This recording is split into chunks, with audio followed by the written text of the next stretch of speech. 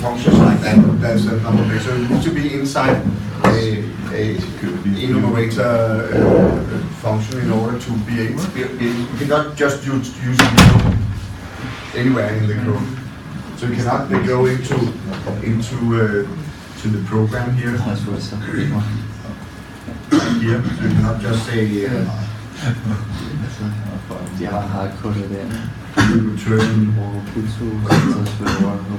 It will complain here. So basically cannot be an iterator block because blah blah blah. So you cannot see this as an iterator. So in order to be able to use yield, you need to be inside a function that can be seen as an iterator block.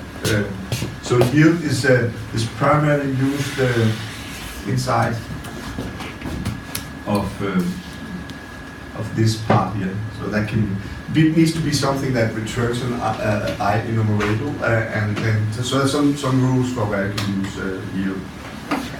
It's not necessary. It's not something that you will run into often in order to implement your own stuff, because most of the time it's like you don't need to implement a list class because it's already implemented in the code. But that doesn't mean that you don't need to understand what a list is. But so it's the same. You probably don't need it. You can do some fancy thing with it. So if you know it, you know the concept. It can save you days. But most of the time, it will be something that you're using underneath something else, so you will not see it directly. But it's a very key point to making link work the way it works. So, are you confused on a high level now? So, I'm trying hard to bring your understanding of all the concepts here. Anyway, that was iterators. Moving to something that you should know, generics. So how many know of the concept, generic concept? Few. So for the rest of you, don't have a clue on what generics are, or what? So you haven't seen code like with that brackets. Have you tried that in Java? Say you want to have an array of strings and so on. Have you tried that? Yeah. Or not? So can anyone explain what the thinking behind the generic is? What is the idea?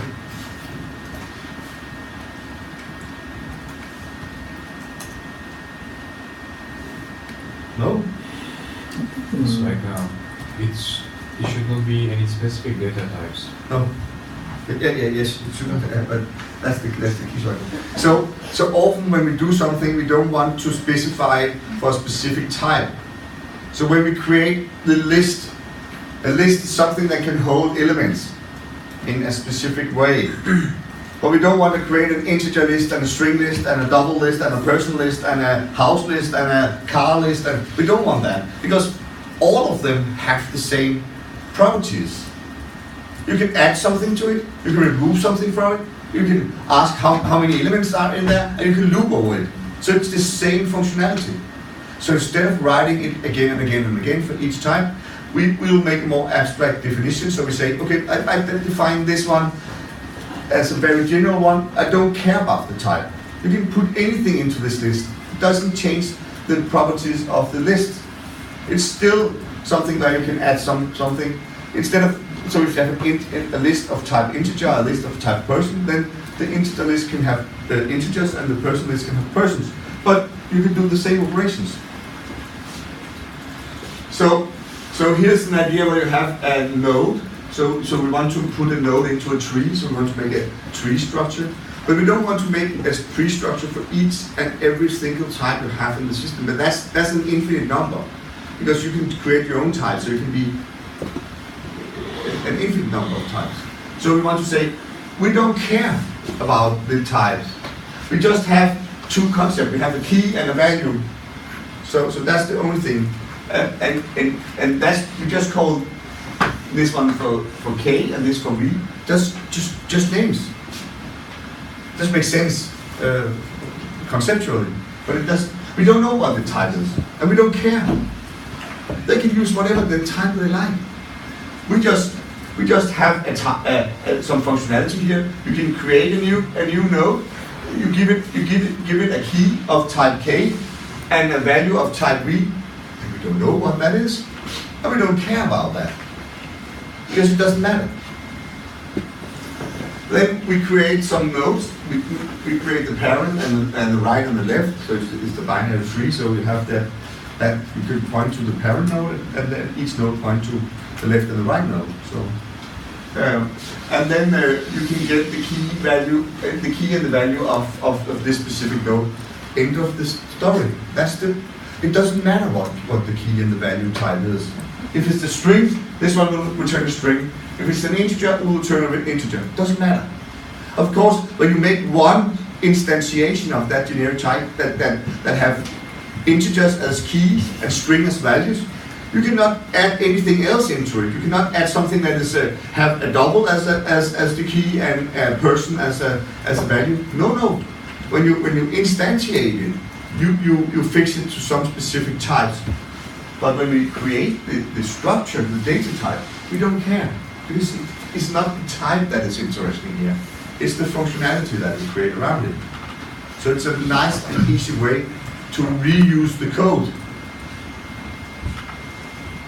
And then later on, we can create the tree. And the tree takes the same, since they have to work on this type over here. So you can see we have the root of the tree here. We take the same arguments. So we can make a tree that have the key as an integer and the value as a string or whatever we like. And then we build some functionality for that tree. And we can instantiate the tree. We can add a new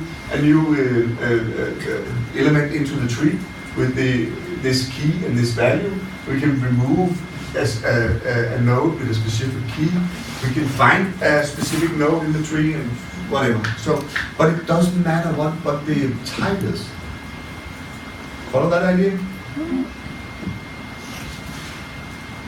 So, I don't know if you can see that everything we have talked about from the starting of this lecture until now, everything is about pushing the abstraction, abstracting away all the details, moving away from the details and just look at the big picture. What do we want to achieve? So extension methods is the way to abstract from just, hey, I can just add any function to a type. Lambda expression was to abstract. Say we can make a function, we can make something that can map any type, any integer array into another integer array, as we did as an example. So all the stuff we are looking at is abstractions. We don't want to focus on some specific things. We want to be very general. We want to have general solutions, because if we have general solutions, we can reuse it. We only need the implementation once. That's the key point here. So, of course, one problem that you have is that whenever you work with types you don't know, there's a lot of very limited things you can do with types you don't know. You don't know if you can you new one? Can you compare them? You don't know.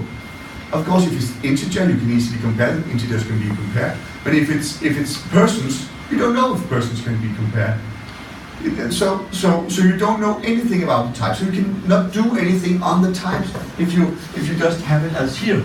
You can do this because you are not assuming anything from the type. But as soon as you want to compare them, you assume that they're comparable.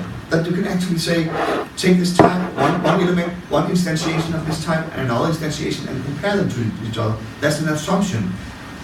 So in this piece of code here, we didn't do any assumption, but here, in order to do this, you need some assumption. You need to be able to look for equality on that. You probably need to, if this is a binary tree, you need somehow to compare them in order to add them to the tree, because you need to know where to add them in the tree and so on.